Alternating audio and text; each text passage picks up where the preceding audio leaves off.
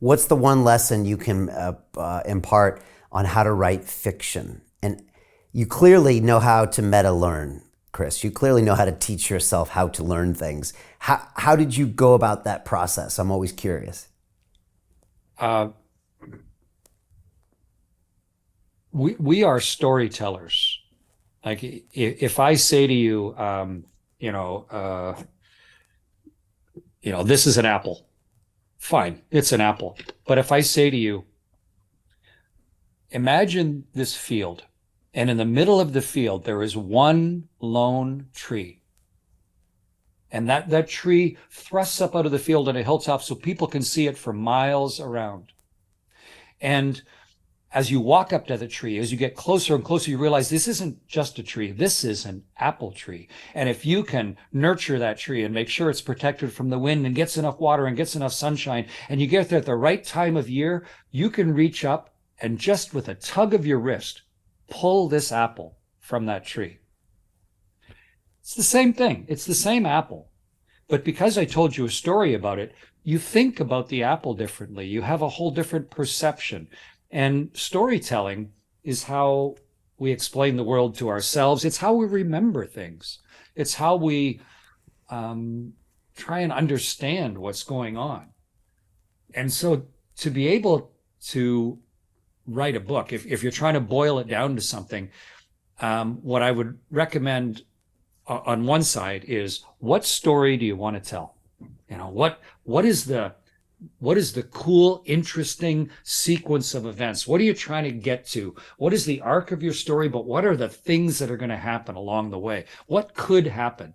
How are you going to let people in on the adventure of all of the myriad human behaviors and things that go on, and the machinery and the interplay between them? How are you going to not just say this is an apple, but actually get people along with you on the ride?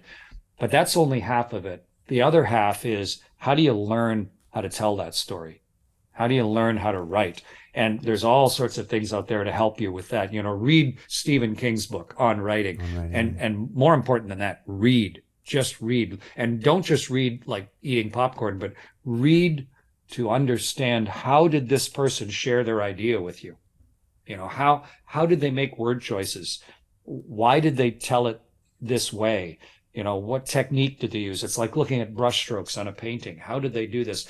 And then the last piece is, no writer has ever been successful as a writer by not writing. You actually have to write.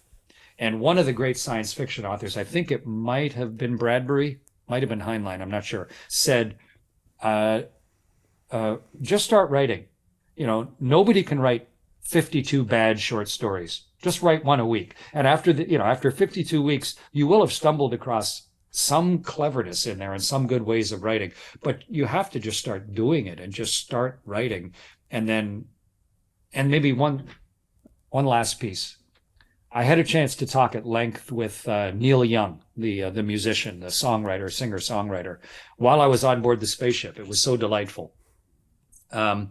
Neil was in his house, actually in the back seat of his 1959 Lincoln Continental, because that was the best Wi-Fi in his whole house. And he was in his little spaceship. I was on my, he'd converted it to be a hybrid Lincoln Continental.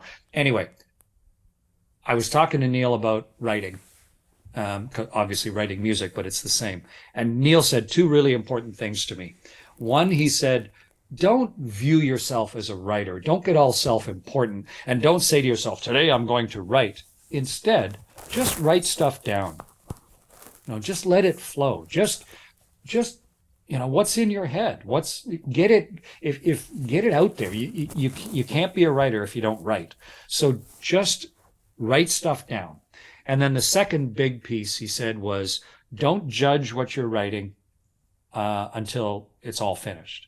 Because if you constantly judge it, then you'll never get anything done. Because the first raw version of it, as in Stephen King's book on writing, your first version of it is probably pretty raw and incomplete. But if you don't have that first raw version down there, you get nothing to work with at all. So don't get all pretentious. Just write stuff down and don't judge and short circuit yourself by judging everything while you're doing it. Allow yourself the privilege of finishing your creation, and then you can go back and edit it, or maybe say, hey, you know, I created this thing, I like it, or I don't like it, but it's a thing that I created. And once in a while, you might write, you know, Heart of Gold, or Comes a Time, or Harvest, or something like that. So to me, that's what's important to me in writing and creating, and that's why I love the process, because it's such a delightful new challenge all the time of creating something that's new to me, new to everybody else, and something that I couldn't have done before. That's fascinating. Well, clearly you're excited about it. I can see your eyes light up, and obviously it's being received really, really well. And looking forward to the next one. Kaz, that same character, is in the Apollo Murders, and now he's the Defector is the next book in that series. Yeah, and he's the hero of the Defector, the next book, and he'll be my recurring character in all of the books in the Apollo Murders series. And the Apollo Murders is being made into an 8-part television series, so I'm just delighted to see how that group of experts is going to bring Kaz to life, you know, probably far beyond the way that I just visualized him in inventing him for the Apollo Murders and for the Defector and for the books that I'm planning for the future. So yeah, it's whenever I'm like, you know, sitting on the bus, or, you know, just looking at the horizon, I'm sort of imagining, where is all this going to go next, you know, and what can I do with these characters, and how am I going to solve these problems and make this all work? So it's this delightful, intricate, alternate artistic world that exists for me, that gives me a lot of room and freedom of expression, which is really the fundamental delight of artistic inventiveness.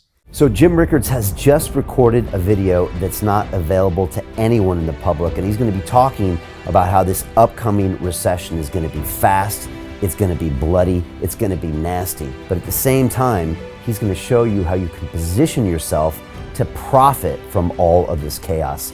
Now, we've made this video only available to our viewers. Go to londonreal.tv/Jim. Watch that immediately. I can't say enough good things about Jim Rickards. He understands the global economic system better than any guest I've ever had on London Real. His predictions are almost uncannily true, and you can learn how to profit from his vision, from his expertise, and his understanding of economics. So go to londonreal.tv/Jim or click the link below. It's an excellent, excellent look on what's going to happen in the future and how you can position yourself to profit from that. Jim is one of the best in the business, one of my favorite guests on London Real, and he's very, very good at predicting the future and showing us all to profit from it. So click the link, and I hope you enjoy. Hey, it's Brian Rose, founder of the DeFi Academy. I've told you my 4-week crypto bootcamp is amazing, but don't take my word for it. This is what my students are saying. The DeFi Academy was an amazing experience for me. It took me totally out of my comfort zone. In this course, I was challenged, I was held accountable, and pushed to do things that honestly weren't always easy. It's been phenomenal, and I can't believe we're already up on our 4 weeks. It has flown by. Going through this DeFi accelerator by far was one of the best courses I've taken. You do this course, you really get into the nitty-gritty of the activities that will make you comfortable with decentralized finance. Thank you so much to Brian and everyone at London Real and the DeFi Academy for even putting together an amazing course like this. Anybody else that wants to do it, please sign up. It is well worth the money.